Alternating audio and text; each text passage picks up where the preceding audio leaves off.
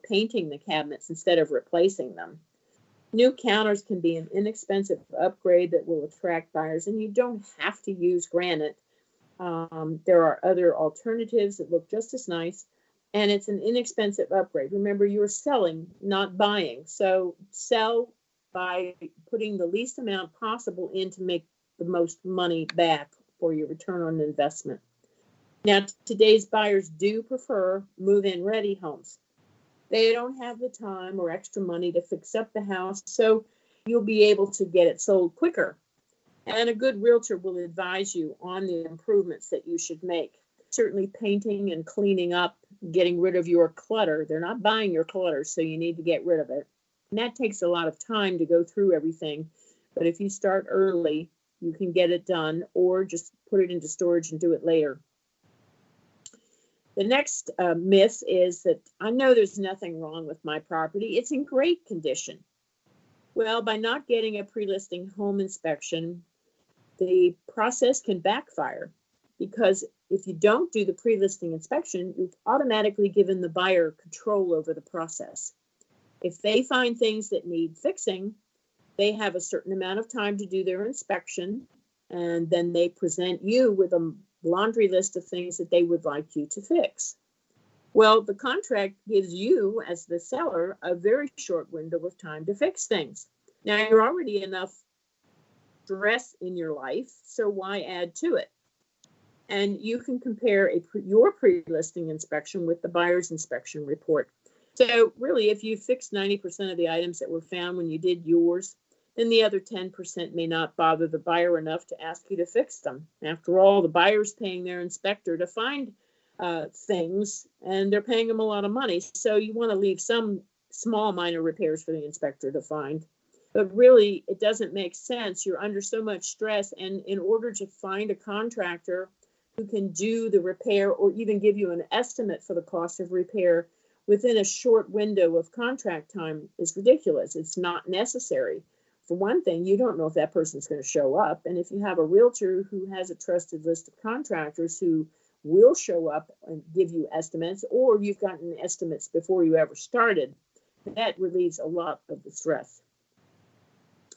The next myth is reality TV is not how selling homes works. These shows are designed to entertain. Real estate in the real world, much more complicated, and often completely unlike what you see on the screen. Rarely does a buyer purchase a property after looking at only 3 homes. When you list your home in the real world, yours is one of many that buyers will look at. And if you're lucky and the buyer has looked at or made an offer on several, well, and those have fallen through, they may walk into yours and fall in love, and they'll know what they have to do to make it theirs. The next myth is that I can save money by selling it to a discount home buying company.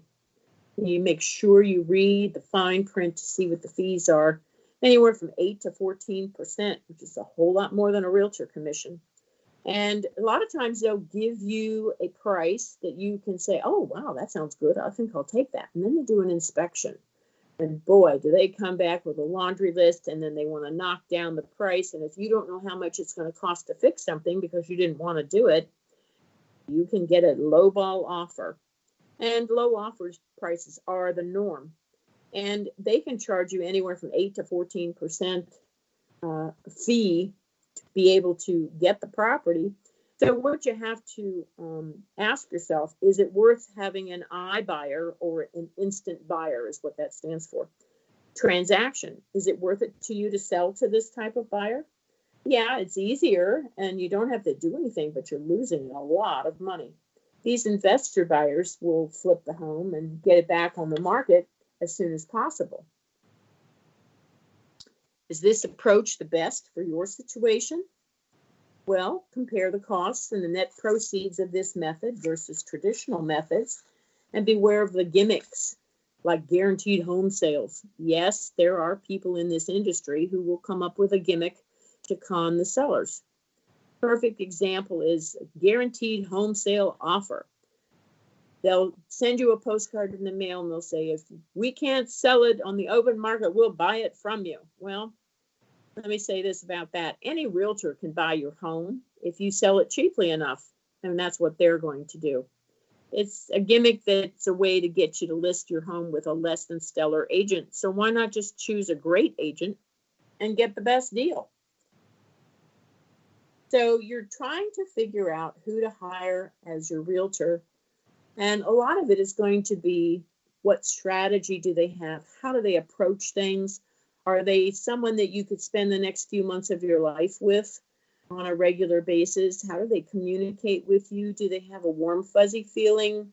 Do they make you feel good about selling your home? This is a big emotional time for you. And, when you're ready to downsize, maybe you've decided that you're going to stay close by and move to an area close to where you currently are. But you might want to buy a smaller home in a different location. You might want to move into a multi-generational home. That's one of my areas of expertise. And you can combine a new home with your family, and you have a space to give you privacy, but it's still attached to the common elements of a larger home.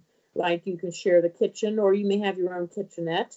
You share the space. I know Lennar builds homes that are called Gen X. They're great because the grandparents live in an own separate house. It's attached to the main house. And then the adult children and the grandchildren live in the main house. But you have your own garage entrance. You have your own entrance into your property. But then there's an adjoining door that leads into the larger home and makes it very nice. You may want to buy a condo. Well, make sure you listen to some of my previous podcasts on the ABCs of HOAs and condos, and be careful when you're buying a condo to read all of the homeowner association and condominium documents. Condos are great because you can lock and leave. You don't have to worry about a lot of maintenance and upkeep. You're paying a monthly fee for that. And quite frankly, you may just want to rent for a while. I've done several podcasts on should you buy or rent in retirement.